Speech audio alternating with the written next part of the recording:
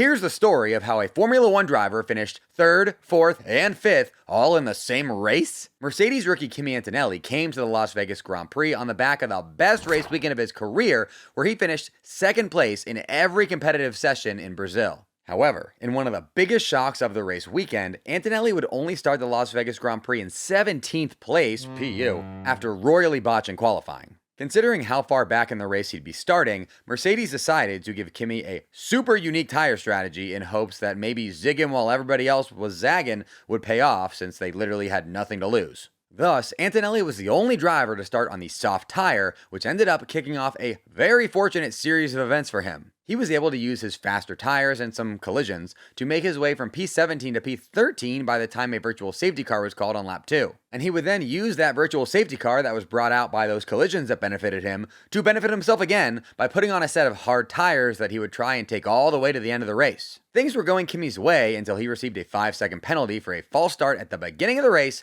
meaning the end of the race was going to be brutal for him, as he'd have to try and not just hold his position on worn old tires, but also hold off 5 seconds behind him as well, so as to not lose any positions at the end of the race when the penalty would be applied. Kimi drove valiantly and defended like a beast, and from P17 on the grid, he took the checkered flag, an insanely impressive P4. P4, check.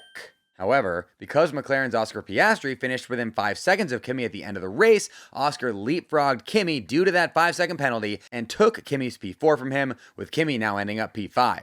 P5, check. However, again, after the race, both McLarens were disqualified for technical infringements, meaning Lando Norris in P2 and Oscar Piastri in P4 would both lose their positions, bumping Kimi up 2 positions to P3 and a podium finish from P17 on the starting grid with a 5-second penalty. P3, check.